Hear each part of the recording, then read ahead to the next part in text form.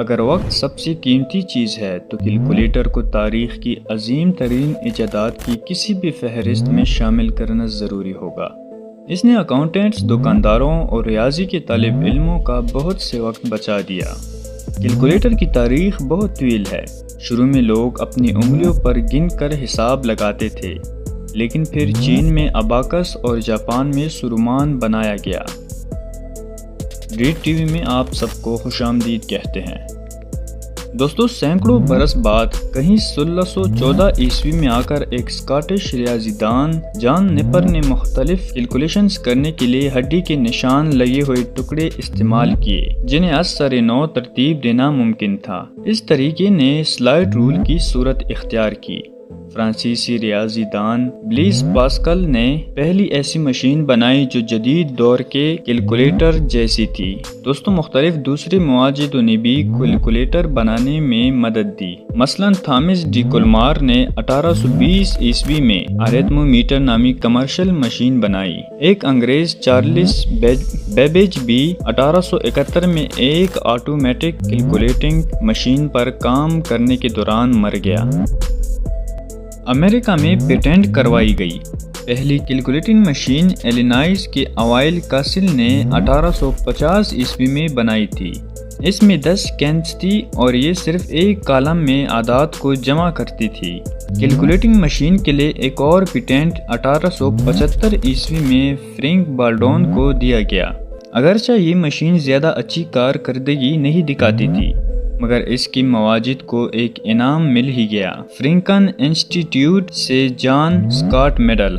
بہت سے دیگر ایجادات مثلاً لائٹ بلب اور سٹیم انجن کی طرح کیلکولیٹر کو بھی کاملیت دینے اور مقبولیت دلانے کا کام شخص واحد نے کیا، جس کا نام ولیم سیوارڈ بروس تھا۔ بروس 28 جنوری 1855 کو نیو یارک میں اوبرن کے مقام پر پیدا ہوا۔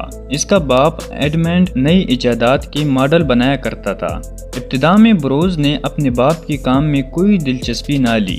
15 برس کی عمر میں اس نے ایک بینک میں کھاتہ نویس کی ملازمت حاصل کر لی۔ بروس نے اپنے کام کو محنت طلب پایا۔ اسے 90% کیلکولیشنز اپنے ہاتھ سے اور بار بار کرنا پڑتی تھی۔ وہ کوئی ایسا آلہ بنانے کے بارے میں سوچنے لگا جو حساب کتاب کو آسان بنا دے اور محنت گھٹ جائے۔ کامیابی حاصل ہونے سے پہلے ہی وہ دفتری کام کے بوجھ کے باعث بیمار پڑ گیا اور نوکری سے استعفیٰ دے دیا۔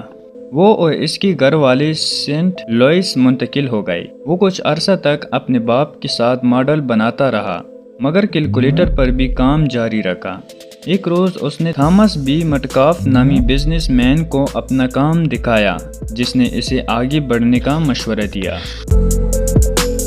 1885 عیسوی میں جب بروس صرف 30 برس کا تھا، اس نے ایک ایسی مشین بنا لی تھی جو ڈیٹا کو کیلکولیٹ، ریکارڈ اور پرنٹ کر سکتی تھی۔ مٹکاف اور سینٹ لوئس کے 2 تاجروں نے مل کر اسے مالی امداد دینے کا فیصلہ کیا اور امریکن ایٹومیٹر کمپنی بنائی۔ انہوں نے مشین کی تیاری شروع کی۔ لوگوں نے تھوڑی بہت دلچسپی لی۔ آہستہ آہستہ کمپنی دیوالیہ ہو گئی۔ دراصل مشین کو آپریٹ کرنے کا طریقہ کچھ پیچیدہ تھا جو عام لوگوں کی سمجھ میں نہ آ سکا۔ 1890 عیسوی میں بروس نے مشین کا ایک اور ڈیزائن بنایا جو پہلے کی نسبت استعمال میں آسان تھا۔ آخر کار اسے فروخت کے لیے پیش کیا گیا۔ 1894 عیسوی تک صرف 284 مشینیں فروخت ہو سکی تھی، لیکن 1904 تک یہ تعداد 1000 تک پہنچ گئی۔